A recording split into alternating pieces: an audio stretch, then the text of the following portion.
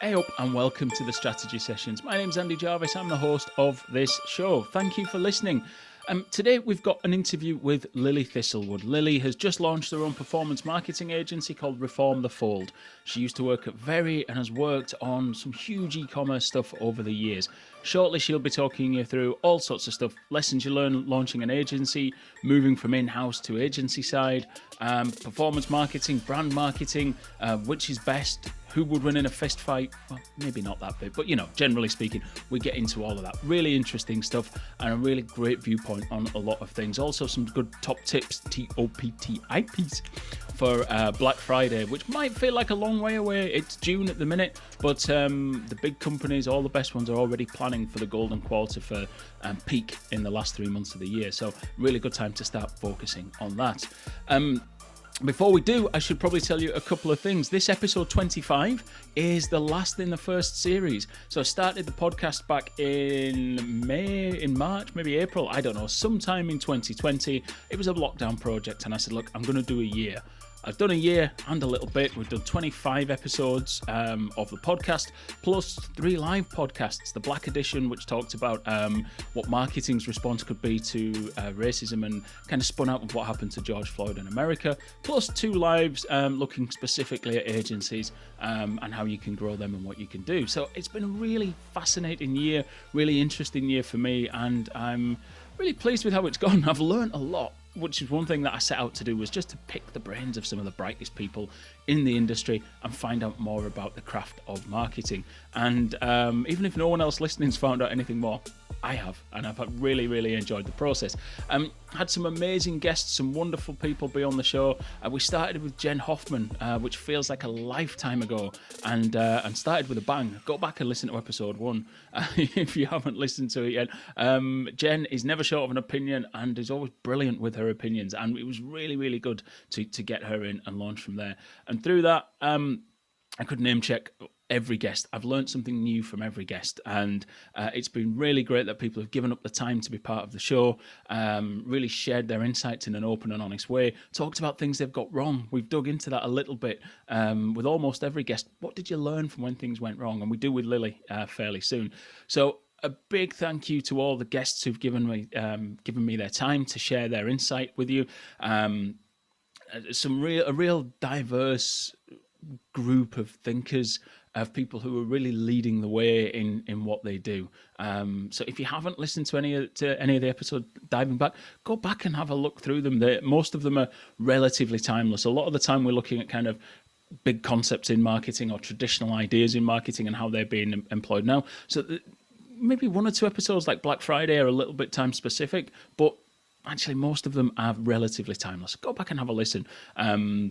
And if you like an episode, share it, stick it out on social media, tag me in it at Andy Jarvis, pretty much everywhere you can find me. So that would be really great. Have a listen to the back catalogue, please. What comes next? Well, one thing I did notice is that listener figures tend to dip during school holidays, and there is no bigger school holiday than the one that runs across the summer. So I thought, look, let's just take a break. Let's just take the foot off the gas and take July and August off releasing podcasts. It's a fortnightly release schedule, so what's the point in putting all the effort in when the numbers tend to dip? So I'm taking a pause. End of series 1, but I'm going to come back in September. I've already got a couple of really great interviews lined up that I'm going to record probably the back end of July, early August, so that we've got something in the can ready to go again in September. But until then, I'm going to have a couple of months off podcasting, and I'm going to go and listen to a few other podcasts, which is something that you don't necessarily have much time to do when you're on a treadmill of listening and recording your own. So I'm going to listen to a few more, pinch all their best ideas, pinch all their great guests, and bring them to the strategy sessions. Yeah, why not, right? So enough of me waffling on. 2 more things to tell you, sorry. One, if you are listening to this podcast before the 28th of June, I'm running an event with the Institute of Directors.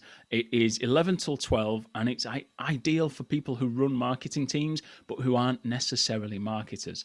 If you're a marketer, do come along anyway. I think you probably pick something up from it. But it's called 4 questions that you should ask your marketing team and 2 you definitely shouldn't. And I'm going to look through basically how, if you don't have a marketing background, you can manage your marketing teams better. So come along to that. It's free for everyone. There's a link in the show notes. You can click on that, go and get tickets. Even if you're not a member of the Institute of Directors, which I think you should be, go on and join. It's fantastic. Great organisation. But yes, so 11 till 12, Monday the 28th of June. Go and do that if you want to. The final thing is a plug for the digital marketing strategy course that I run with the University of Vaasa. They are a Finnish university. And together we've put together this remote course. It's entirely in English. I don't speak a word of Finnish. So we've got this English course available on Teachable, and it's pre-recorded videos where you can learn how to develop a digital marketing strategy for your organization. You build it as you go if you want to. And by the end of the course, you can have a digital marketing strategy. So €249, it's an absolute steal if you work along and develop the strategy as you go.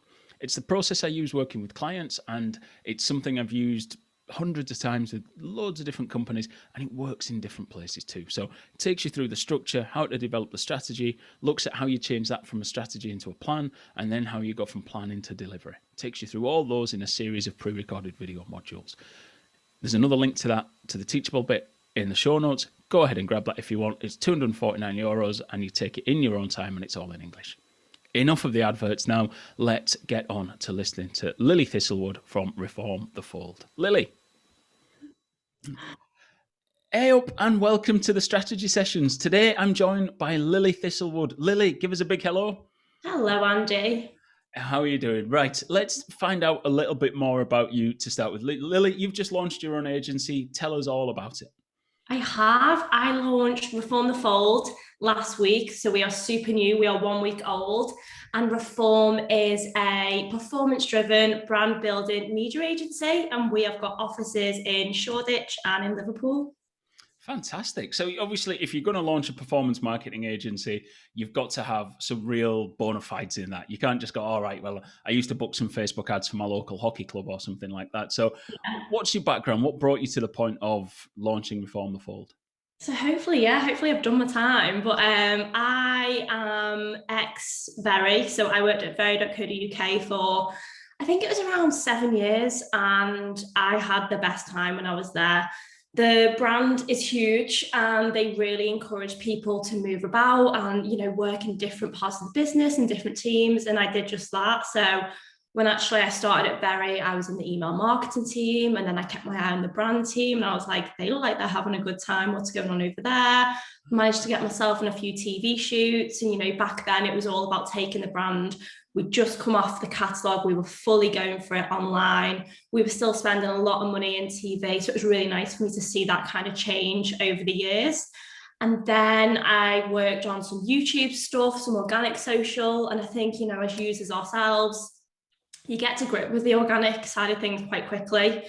And then an opportunity came up in digital marketing. So it was pretty much, I had kind of two strands to my career at Very. It was content-led brand building. And then the second half, I think around 3-4 years, I was actually in the digital marketing team. And that was working on, paid social was my bread and butter, but we did a bit of PPC, a bit of SEO, affiliates, worked on the app as well. So it was a really solid foundation for me before I took my career agency side. So you must be some sort of weird hybrid marketing mystical thing here, because you've done brand marketing and performance marketing, which is why you mentioned, I was going to pick up and ask you, you mentioned about sort of performance and brand, which is, it's a bit like having maybe custard on chips or something like that. It is rare. Yeah, so you're a rare breed, Lil. Tell us about that. So you've done the brand, you've done that. Why did you want to put them both together in your agency? Why not one or the other? I don't even know if this is the right thing to say, but I'm really fickle. So if I'm on the brand team, I'm all for the brand. The brand's the best thing ever. On the digital team, it's all about digital. Do you know what I mean? Like, you wouldn't get that creative anywhere without everything we do behind the scenes. And I really was so passionate about each side I was on, and I was always sat quite separate. And I think anybody who works in-house or for a big brand, they'll know that there's so much that goes into the day-to-day running and management. Naturally, the teams sit quite separately. And it wasn't until I'd had coming up to like the end of my career at Berry, and I'd had enough experience where I felt confident enough to say what I thought was right and where I thought the future of digital marketing was going. And I really got to a point where I believed that it was merging that brand with performance. It's hitting that sweet spot of stuff that, yeah, looks great, but it's also super relevant. And there's a reason why that person has been targeted with the campaign that they have been. So it wasn't until I was, towards the end of my career at Very, where I actually set up a new team that was all around that middle funnel execution. The brand had really started to pull back from the huge brand awareness, TV driving campaigns. DPA wasn't working as well as it once had. And that's probably going to continue with, the data limitations people are facing. iOS is like killing everyone off. So it did feel like, okay, this is what I think is the right thing to do. It's where I think the industry is moving to. And at that point, I had enough experience under my belt to kind of go for it and stand up and be like, I think brand is really important, but I also think you need to have an appreciation for the digital side of things. Brilliant. It's scary as shit though, isn't it? Launching your own thing. No doubt. Literally, I am on lavender tablets. I don't even know if I'm meant to say that. But yeah, one a night just really helps me out. Lavender tablets. Is that what they call them these days? Is that what the youth call them? Oh, right, okay. But it was, I know we spoke earlier about this, but the launch, I joined the group the back end of last year, and I think they were kind of pushing for me to set up on my own, start my own agency, and I was scared. Do you know what I mean? I'd only just left Berry. Agency life was new enough, let alone setting up my own one. So I kind of wanted to see what was up for grabs, see what opportunities were on the table, how it could work with new clients, existing clients, also the agencies that I work really closely with. And then, yeah, there seemed to be a huge opportunity. So it was really put to me to kind of make this happen and do it quickly. And with all that sort of 7 years at Very, time to plan your exit, understanding where you're going to go next, you're going to launch an agency, you're going to do what you do. You then thought, do you know what? I'll launch this in 30 days and just set the clock running. Oh, no. Yeah. What did you do that for? I really don't know. It was becoming, so obviously up until last week when we launched Reform, I was running all the paid media for the Captivate Group. And the Captivate Group is an agency group, an umbrella business that owns, we've got a PR agency, we've got our content creation house, we've got an influencer agency, and I was running paid media on behalf of clients who were under that agency.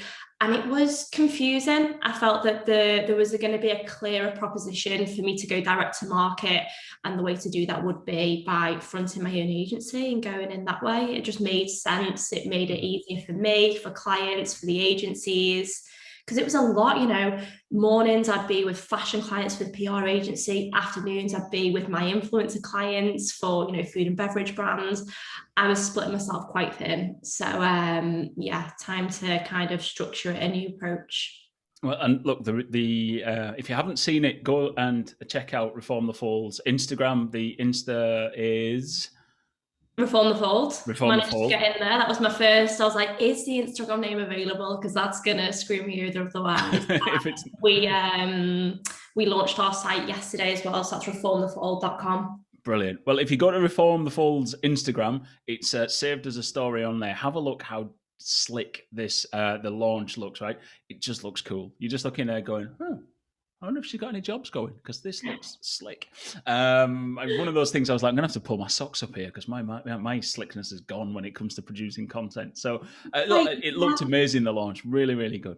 And that's, props to the platforms out there at the moment, like Instagram and TikTok. They are scaling to make it easier for content creators. I am not creative at all. I just get stuck in and have a go. But they're making, reels and stuff like that super quick and easy for people to just churn out that content. Like, yourself, you've got to be all over so many platforms. You've got to be present, you've got to be reactive. And it's hard to do that if you've got a big, long-winded creative process where you're outsourcing to a graphic designer, then a content producer, and you need edits, amends, and, things are definitely moving to a place where content is less polished. And I really enjoy that approach, creating content that's native for the platform that it's intended. So yeah, smoke and mirrors, but that's what we did with the launch. We're like, just use what we've got available and go for it. Stop being What's the word I'm looking for? Just honestly own it. It looked ace. So you might say smoke and mirrors. You might be, it wasn't all that. It looked great. So congratulations on the launch. So you're out there in the big wide world now. You're part of the Captivate group, and you're kind of learning what life's like agency world, which is Yeah. very different to what life's like at major enterprise at Very. So what differences have you seen? Because I know we get a lot of listeners on the podcast who are working in one or the other, and I know when you're in house, you look over at the agencies and you're like, wow, they look so much fun. What's Honestly, your yeah. view on that? Agency life for me has been wild. Like when I started, I was like, oh my God. I was like, I don't even know what to start first. Like there were these fires. What can I put out first? Everything needed to be done yesterday. And when you're working for a brand, you just seem to have more time on your side. Very was huge. A lot of great people work at Very, a lot of really, really strong teams. But in those teams, you've got those experts, and you can be so in the detail and you can tear up a campaign, put it back together again. You know every single pound, what that's driven, what the results are. You really are all over the detail. In an agency, you just don't have that time. You've got to move quickly because it was the main shift was a client says jump, you say how high, and I've never been on that side of things, to be frank. So that was like not even like an ego thing. It was just a bit of a rude awakening. I was like, okay, I'm this side of things now. And the servicing that you're doing, you've got to be able to move quickly as the brand wants you to. And adapt and offering different insights. So like the value that I can add to my clients is I'm not just limited to the fashion brand that I work for nearly 10 years. I've got different clients in different verticals who have different budgets, different objectives across different platforms, and that's the mix, and that's the beauty of what you can kind of bring into a client. Someone once described when I moved to my first agency, which is probably 10 years ago now, I can't remember, but described it as a little bit like going from being a battery chicken to a free range chicken. And there are times when I thought actually maybe they got that the wrong way around. Maybe you went from being free range to battery, but I kind of know what they meant, because when you just in a business, you focused on quite a narrow set of things. Yeah. And the first agency I worked at, we had Tenants as a client, Tenants beer, we had Budweiser as a client, but we also had a client that sold rubber floor tiles. So you'd go from one meeting going, wow, Budweiser are investing this and sponsoring the FA Cup, and we're going to do this amazing stuff, to, right, how can we sell more floor tiles today, lads? And you're like, oh, no. But you really had to flex and think and challenge, and I love it. And your client expects you to be the biggest fan. They expect you to love that brand, how much they love the brand. And there's a lot of work that you need to do. So there's a lot of pre-meeting work that goes into, speaking with different clients. But and everybody who, when I said I was leaving Very and going to an agency, they're like, wow, okay, like go for it. It's going to be different. And I was like, how different can it be? But turns out Very. And I think we laugh now because when I started, Very's huge. It's very corporate business. And I think everybody thought I was like really uptight and I was very formal, my emails, my approach, and there's just no time for that. You truly do get stuck in, roll your sleeves up, whatever level you're joining that agency. It is like a one team, one dream situation. So it's good. Good stuff. And so keep going about Very a little bit. I want to talk a bit more about that. So you worked, start with the performance marketing bit when you were there. Yeah. Very sells, I don't know, I'm going to guess probably somewhere close to 500,000 products. I don't know. You've maybe got a better number than me. Yeah. But they're a beast. Yes, they're a beast. And not only do they have hundreds of thousands of products, they also have hundreds of thousands of brands as well. So there's a lot going on. There's different brands, products, different categories. It's essentially an online department store. Yeah. And every one of those categories, every one of those brands, every one of those teams within the category, everyone in that business thinks that their baby is the best looking, right? 100%. And you've got to be focusing on that particular thing. So how the hell do you manage that when you've got 5,000 stakeholders all screaming my product's better than that one and worth more than that one? Everybody wants the pound of flesh, and it's nice, everybody really believes in their role that they've got to play to contribute to the overall success of the brand. But it does get really not competitive, but you do have to step up and be like, hang on a minute, guys, like we all work for the same brand. We all want everyone to do well here. Like we all want that banner, that home screen takeover, Mm-hmm. But it was like really like aggressive, but in a good way, because people really back their teams and their categories, and they wanted, the share that came with it. I think it was actually a lot easier when I moved to digital. Digital have huge budgets and really tight commercial objectives that they need to hit. So our priority was whatever was bringing in that money. So whatever campaign was doing well, and we had the luxury, because we had so many thousands of products, that we could literally dictate, okay, like this one's bringing in more revenue, this one's bringing in new credit customers. They are our primary campaigns, and no one would bat an eyelid, no one would argue with us, because the results would speak for themselves. Mm-hmm. I think when you're on the brand side, especially really like the organic team from like social and all the different organic channels, I kind of did really feel for them, because they don't have that kind of, I'm not sure what the word is, but they're so exposed. They're exposed because everyone's got an Instagram account, so everyone thinks they can do social media marketing. It'd be like, I noticed that, we had that sale on dishwashers, and you didn't put that on Instagram, and, we've got numbers we need to hit. And they really did believe that that was going to contribute, and that was going to drive those numbers. And yeah, so it was definitely tougher on the brand guys, I think, to ring fence, their products that they believed that were going to hit the overall objectives. I think the digital marketing guys, and also digital marketing is quite complicated. So not a lot of people know the details, or they don't even know what questions they really need to be asking to get the results they need. So I felt when I moved to digital, people kind of just let them do their thing because it was working, and it was like, if it ain't broke, Yeah. that situation. It's funny. I'm not going to mention any names, because if I mention the name of the person who told me this, it might expose them, their business, and who they work with. But this person works in an agency, and one of their clients is an online retailer of white goods, washing machines, fridge freezers, that sort of thing. And they told me about a client call or a meeting which happened the day after an Apple iPhone launch, whether it was the 7, the 8, whatever it was. And obviously you got the iPhone launch, you've got people queuing around the block to get one, who gets the first iPhone 7 or whatever it is, all that excitement, all that drama. And without a hint of irony, they sat in the meeting the next day while there was a new washing machine being launched, like as a Zanussi or something like that. And they're like, so yeah, well, Apple got all that going on. So what are you going to do to get that going for us? And you're like, mate, nobody queues around the block. A fucking washing machine, right? Yeah, rubbing the hands together, thinking, this is it. This is our big break. Oh, it's 10 kilos of wash load. We're in. It's a Zanussi. Who cares? It might not have been Zanussi, by the way, if anyone's listening from the Zanussi. That's just the brand I think of, because I'm looking for a new washing machine at the minute. But it's credit to the people that work at Very, like they're so passionate, and not just Very, do you know what I mean? This will happen across different brands all over, but I love like the passion, like, we've got this, save a third off fridge freezers. Like, what are you doing? Like, what's my email support? What's my brand strategy? They want it all. And there's only so much that can go around, Mm-hmm.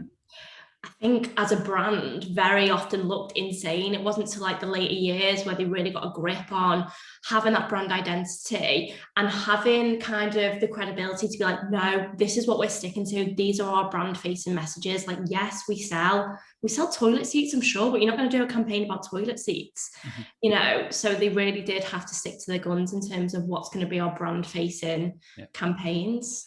And what now you sort of, it must be strange going from, because when you work with enterprise level, you have quite a narrow lane to work at, don't you? Like you say, you become a specialist within this. Get in the detail. Your lane is not narrow. Your lane is wide now. Is that, as well as being a little bit daunting, are you enjoying that being a little bit more across everything rather than just across that little bit? Yeah, I am, because it kind of all comes full circle at some point, because you're a consumer. A consumer is a human being. So at some point, you're going to be a consumer of one brand versus another. And, your shopping and conversion habits are going to form into the life cycle of a brand. So I find that really interesting. I think my approach is always just, I have to work really hardly with clients to be realistic. A lot of new brands come in and be like, okay, I want to make loads of money, like, don't we all? But you can't expect that a user is going to convert the first time they're exposed to a new brand or a new advertising campaign. So that's a lot of my time spent is bringing them around to this way of thinking. I love talking about the full marketing funnel. That's definitely something that still works and a lot of brands still stand by. And it is about how you take one campaign, but you break it up. How are you going to reach someone who might or might not be in market? How are you going to bring them through to site? Once you've got them through to site, how are you going to retarget them to drive that conversion? Because you can't come in on day one and expect to get, those purchases through the door. So I want to talk at that point. You've kind of nicely opened the door to talk about performance marketing. And after that, as we go through this conversation, just to flag this to you so you have an answer, I want to talk to you about the Apple privacy Facebook scandal. We'll talk about that soon. So if you're a fan of listening to people cry and complain about that, let's get there in a moment. But performance marketing, I am and have been a little bit sneery and a bit kind of snobbish about performance marketers. Not because I don't think it works, because I've seen in every client I've worked at, you have a good performance marketer and they deliver results, right? But performance marketers to me are like the CrossFitters of the marketing world. So, like people have been exercising for millions of years and hundreds of years and going to gyms forever. But then CrossFit turned up 20 years ago and invented exercise. And all of a sudden, like, you can't be fit unless you're CrossFit. They're just full of bullshit, right? They're arseholes. If you're a CrossFitter, Lil, I'm really sorry. But CrossFit is just ruined it. It's like, oh God, they're a pain. Performance marketers are a little bit like that. Marketing's been around as a discipline about 80, 90 years. It's kind of been codified and taught properly since the 50s, really. It's been going on. And then performance marketers roll up with the invention of digital and go, marketing started 15 years ago with ads. And suddenly all that matters is ads and everything else is bullshit. Look, performance marketers like that make me want to get angry and do violent things to them. But it's not all like that. You don't have to be a complete arsehole to be a performance marketer, do you? No, not. There's a loaded question if ever there was one. So I suppose a better question, have you seen that type of performance marketer around? And do you see a change in that now as they start to realize that maybe the wider approach actually helps them? Oh, 100%. I mean, the game changed massively over this past, I'd say 18 months, and there's a lot of contributing factors to that. But when performance marketing, it's been around for like 15 years, but when it really started to kick off about, 5-7 years ago, brands who were doing it right saw huge success, and it was that low-hanging fruit. Very is a perfect example. Amazon is another one.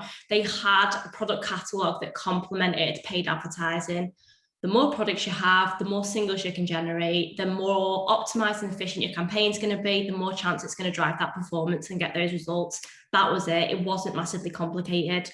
A lot of DPA ads I've seen, and this is why I imagine your frustrations have come from, is those like glory hunters who, honestly, some of the DPAs I've worked on have been so efficient. I could leave it running and go on holiday for 2 weeks, come back, and it would have still been an ROI of like 25. Like, honestly, they just work really, really well. But at that time, product catalogs complemented those new ad formats. That's changed over the past 18 months. You've got data limitations, you've got privacy concerns. GDPR was definitely the first iteration of things moving towards not having access to pixels and signals and data that meant that campaigns were just running so efficiently. Also, what happens as well is the market becomes saturated because everybody starts doing paid advertising. So at one point when my mum once was like, I just thought it was a real weird coincidence. I was looking at that dress and then the very next day that was on my Facebook feed. So I had to buy it, because if that's not fake, I don't know what is. And it's gone from that like fluke to ads that just follow you around, because that's everybody's doing it, because people think that if they aren't competing in this space, they don't stand a chance. And that is right to a certain extent. The organic algorithm is on its arse. You won't see the reach that you once saw. But paid advertising, you can't just set things and let them run at the moment. I'm really, really, really big on the importance of creative and not kind of limiting yourself there. I think the reliance on, we spoke about iOS a little bit there, but that's going to mean more so than ever, people are going to have to invest more into their creative and their brand messaging. Mm-hmm. I mean, so years ago, a young SEO guy said to me, he said, one of the best SEO tools around is TV advertising. And it was such a brilliant way of putting it, because a lot of SEOs had that problem that performance marketers did too, where they just thought that all you needed to do was to find out how to get to number one in Google, and that was it. Mhm. And actually, this was like, no, there's a power in traditional advertising. There's a power in building that brand that you've basically faced with a choice of, it's like an FMCG shelf. Google gives you all the answers. Which one are you going to click on? The one you've heard of from TV. Brilliant. And it's the same with performance, isn't it? Is that, the TV advertising actually is probably going to become more important. Yeah. I'm not hugely worried about the change with Apple and Facebook. And if a couple of $1 trillion companies want to go and slug it out, fine, let them, right? Marketing existed, advertising existed before you could track people around in a weird way. It'll exist after you can and you can't. It doesn't really matter. But I think it's the people who know the basics of the craft, who understand that actually what the benefit of your brand is and how you maybe have to create a funnel in a slightly different way now will probably win.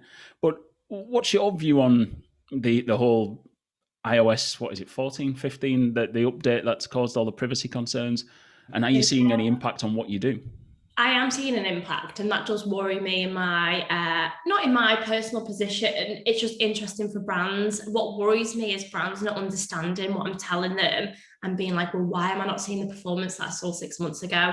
Mhm. And me trying to explain iOS. If you've not got an appreciation for digital marketing, you might as well be speaking a foreign language. So that is a lot that's on me. And I would actually say that is something that takes a lot of my time, is bringing clients round to this way of thinking she's having me off. She's just can't do a job, when it's literally a system-wide, industry-wide system change that has impacted. I think, again, it's going full circle. Maybe Facebook and Instagram did get greedy. They got greedy because of the OGs. They've been around the longest. That means they've got the most sophisticated algorithm out there. But you've got people like TikTok who are going to try and take a share of what's up for grabs at the moment, what's on the table, and they are trying to lure advertisers in. So you might see cheaper CPMs on TikTok than you are seeing on Instagram at the moment. But if you want to drive traffic and conversion, TikTok just aren't there yet. Yeah. Now, it's really interesting that you say clients aren't aware of it, because sometimes when you're immersed in the digital industry, like, this is all anyone talks about. And if I go on Twitter, it's all anyone talks about at the minute. Apple are right, Facebook are right, Apple are right. And you think, the whole world must know that. And that's the bias you get from being in the industry, isn't it? And you talk to a client and they're like, what? Missed it. They're like, what did you do? What button did you press? Because you've just got this dashboard in front of you. I'll just press the campaign goes to shit button. I've just pressed that one. It's like, I'm just having an off day, but it's not that. And it's trying to, there's nothing worse when someone asks a question and they leave feeling more confused. Like, I hate that. But digital marketing, it is complicated, and you really have to break it down. And often I just try to give as much examples that people can relate to as possible. I'm like, every time you try and go on a new website and you get that big pop-up message that says, do you allow cookies to track your data? Like, yes, I've seen it. It's like that, but across everything, across every platform, anywhere you go, using your mobile phone will be tracked. And some people can say, I don't want you to track me. And for those people, I can't reach them because they're not allowing me to. So it's trying to break it down. Do you know what you need, Lil? You need, we should maybe call it the whistle. I've just tried to come up like Thistlewood, the whistle, like Lil's 1 minute explanations, little videos, record it once, send it to all your clients. They'll be like, oh, geez, it's great that Lil's keeping in touch with what's going on in the industry. Once a week, once a month, the whistle goes out and we're off. I should be in marketing, shouldn't I? Right. Yeah, you definitely. Invoice is on its way to you, don't worry. Captivate Group, send it through. I mean, I should think of a way to like nail this quite quickly, because people ask all the time. People say like, what is paid media? What is digital marketing? I think what doesn't help is there are a lot of different words that mean basically the same thing. And it's not helped either by the fact that most marketers have no idea what marketing means. The number of marketers who use advertising and marketing interchangeably drives me insane. I'm like, they're two different markets. I just need to calm down. Sorry. What winds me up when people say dark posting. Like, I didn't even know that was a phrase that people used to say. It was in 2015, wasn't it? I think it might have been before my time, because I've never... So you used to be in the good old days on Facebook. So back in the days when I ran Tenant's social media, we used to do the advertising for, there's a big concert in Northern Ireland called Tenant's Vital. So we had Tiny Temper was one of the guys playing there, right? And so we wanted to do different messaging, and the advertising product wasn't like it is now. So if you wanted to target Tiny Temper fans, you wanted to just target, say, music fans, and then you just wanted to target people who lived in Belfast, but who might just go to a gig because it's close by and you don't really get big things. You couldn't do that in the ad platform specifically. So you created 3 posts. One might say, yo, Tiny Temper fan, why don't you come down and watch him play, and change the creative. But then you'd set it to post a year after you'd written it. Right? So it would go in your scheduled posts, but not actually live. It'd be dark. It wouldn't be live on your page. But because it was scheduled, you could then use it as an ad. So even though it was, and then once the ad had finished, you had to go back and delete the post. Otherwise, a year's time, this post just appeared, which did happen once, but tenants won't be listening, so don't worry about it. So that was dark posting back in 2013, 14, 15, something like that. People are really hung up on that phrase and they love to use it. And I'm like, oh. It's a shit one. It was rubbish then anyway. So old school Facebook ad knowledge for you there. Let's go back to those days. It was great. We used to get 10 to 15% organic reach as a general rule. Like 60, 70,000 people on the page. You put any old shit out, you'd get somewhere between 6 and 10,000 people would see it and like it and engage with it. It was ace. Yeah. No. Yeah, you don't see that anymore. Nope. No. So before I want to get a top tip from you about performance marketing, something that if people are listening, maybe they're running ads at the minute, let's give a bit of advice that they could maybe look at, or something they could look at. But before we do, you can't have a top tip unless you have the theme tune. So you can join in if you want to join in, Lil, but don't worry if you don't want to. I don't know what it is. What's the theme tune? I'll give it to you once, and then you can tell me if you want to sing it with me, okay? Really simple. It's a top tip. It's a T.O.P.T.I.P. T.O.P.T.I.P. I think you've got that. I don't think I need to help out on the theme. All right. Nobody ever wants to join me. It's fine. It's fine. So what would your top tip be for anyone in performance marketing? I think one of the reasons that people want to work with a digital agency or partner with a new agency is because their current setup isn't working. They've either tried it themselves, they've given it a go about being a digital marketer, they're self-taught, I love that, but it's not always the best place, or they're working with another agency and it's not performing, it's not where it needs to be. When I go into those accounts, I see really, really complicated account structures. So my top tip would be to streamline your account structure as much as possible. I think people think that, okay, if I break this down, if I figure out who is my most incremental customer, where are they spending most time, geographically, what placements are they in, what copy they're responding to, what's my most favored bid cap, and they try and really break it down and get in the detail. That will work for huge brands, but we're not all huge brands. And I think when you overcomplicate it, you're just breaking down the efficiencies of the algorithm. And I think in terms of driving performance, less is more. And the less information you can give the algorithm to overcomplicate it, the more that'll go in your favor. So streamline those account structures.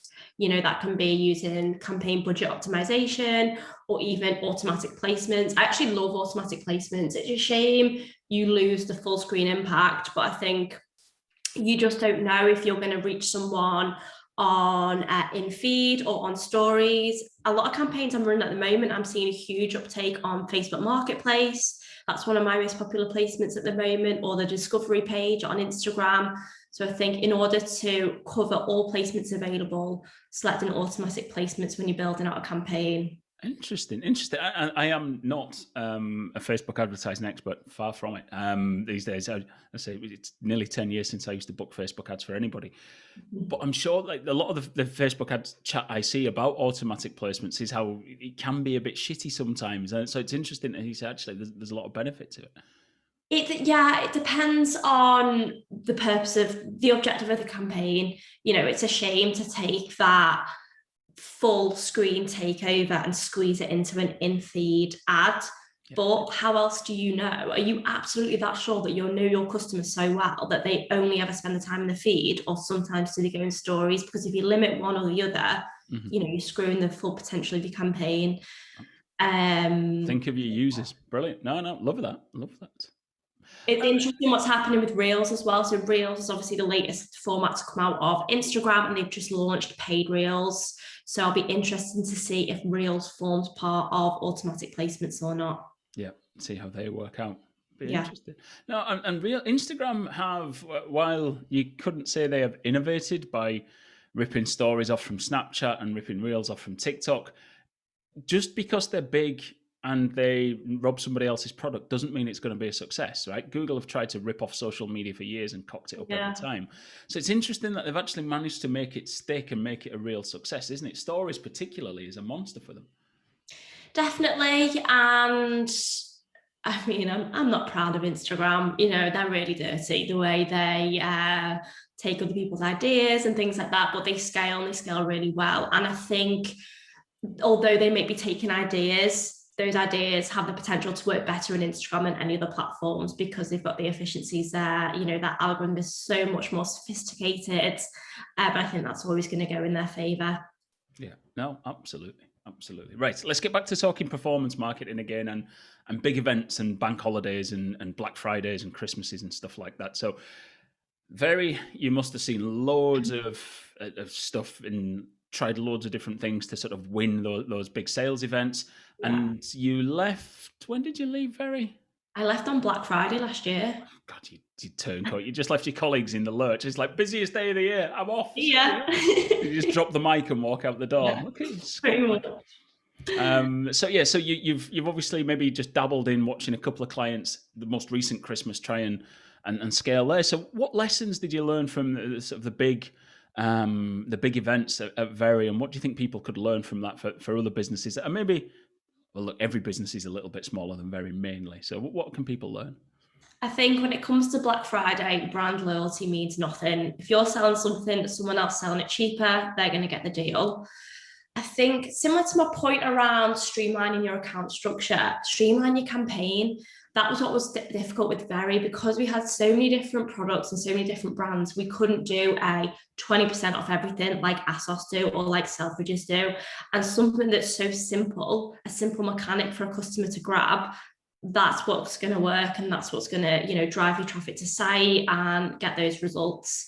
I think I love that Black Friday gets earlier and earlier every year. We had like a teaser campaign, a pre-Black Friday, Black Friday VIPs. It just goes earlier and earlier.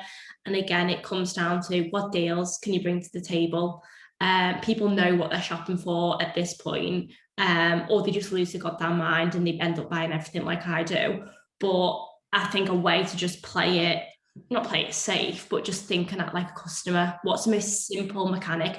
That day, that week, even 2 weeks is so saturated. How do you break through? It's not going to be with an overcomplicated message. So I would strip that back as much as possible. Keep it simple. You're an easy mark, aren't you, for e-commerce? You're like, oh, I'm going to miss out on a deal. Buy. You are, aren't you? Everything. Oh my God, lose my mind, like my nerves. I don't even know why.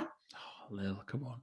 So so you mentioned about cutting through the clutter from Black Friday. Yeah. Last year, I saw my first Singles Day campaign for a brand. So Singles Day, if you don't know, it was Alibaba, wasn't it, who started it in China, and it's 11/11, so single digits, and it's basically an invented pre-Black. It's like Black Friday but invented for Singles Day. It wipes the floor with Black Friday in terms of e-commerce sales. It outperforms it about 6 to 1, 10 to 1 maybe. It's the biggest e-commerce day in the world, but it's driven hugely by sales in China and the Chinese diaspora. But it's on the 11th of November, so it's just a bit before Black Friday, but it's still in that Christmas window. I honestly think that over the next couple of years, we're going to see the way Black Friday wasn't a thing 2 decades ago, Singles Day wasn't a thing. I think in the next few years, in that urge to bring forward that window to get a jump on everybody else, we're going to see a couple of brands diving in and going, let's just do Singles Day. Let's just push 100%. And go hard. And I think Singles Day aside, everything's an event. Everything's more campaignable than it was, a decade ago. And I think that falls into like CRM as well. People going through these different life experiences, part of that like customer cycle. People want that brand affinity with their customers and using CRM strategies to make that happen. So yeah. I love that. Everything's an event. I'm a Yeah, big fan. everything's campaignable. It's just like, I don't even know if this past year has got something to do with it, and just more, not time, but the way we live life has completely changed.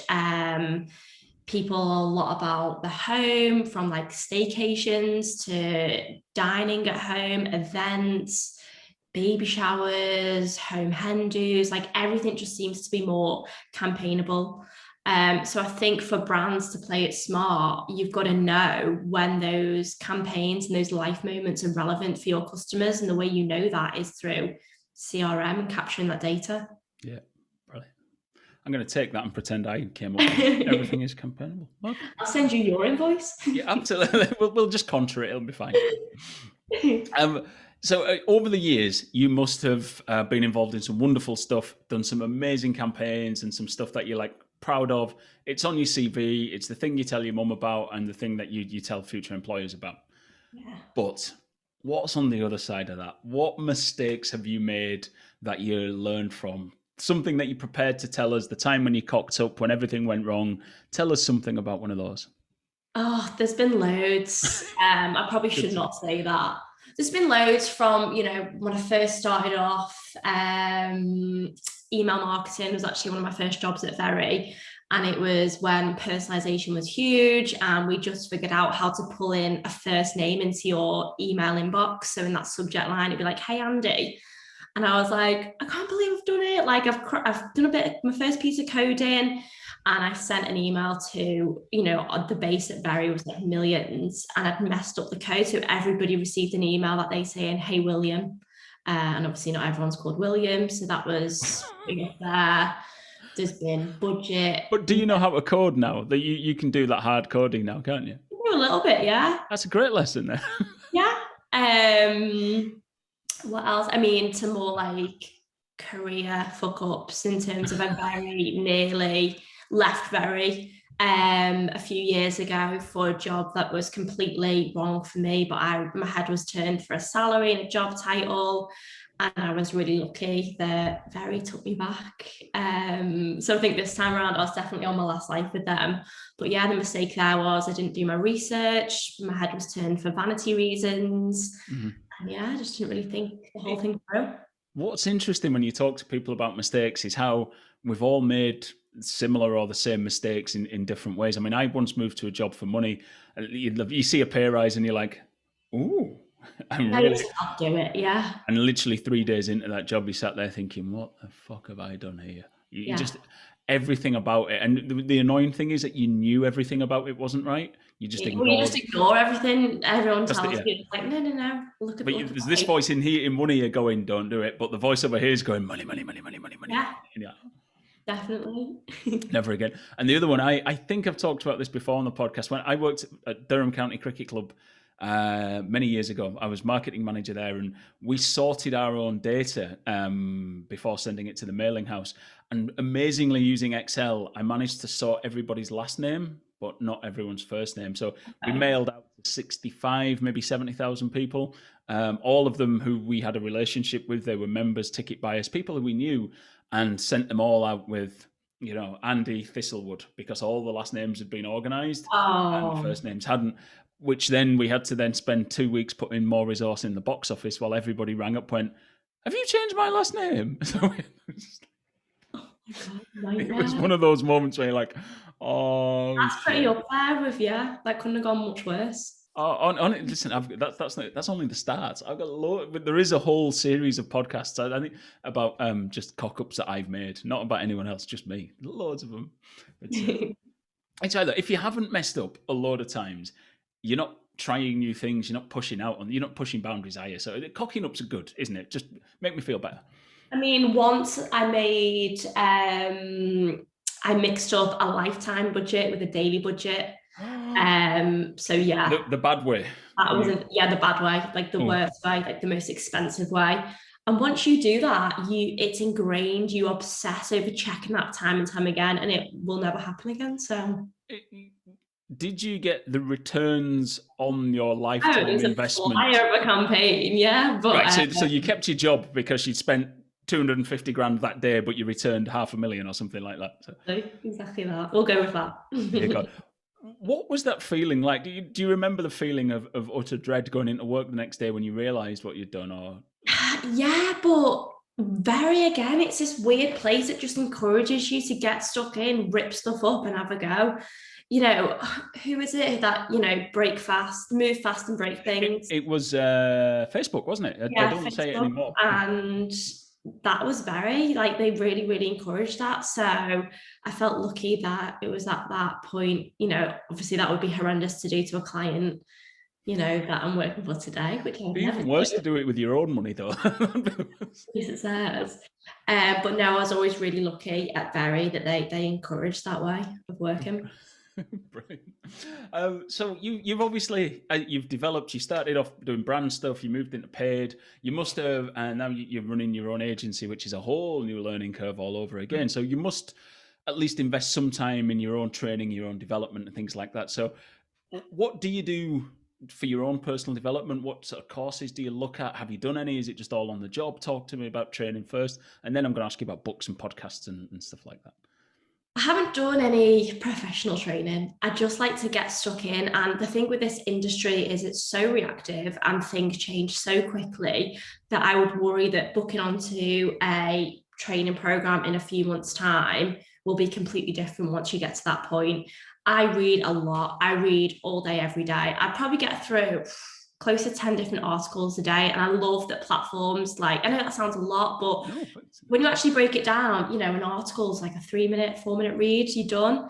And there's just always something in there that's going to add value. Even if it's not something that I can make a change on in terms of campaigns that I'm running, it's something that might be a conversation starter with a new client, a new type of campaign. So today I've been reading about iOS and about how that has moved now into email marketing, and about how iOS is going to mean that advertisers don't have access to open rates or click-through rates, which is really, really hard if you are running an email marketing team and you're trying to prove performance and measure performance.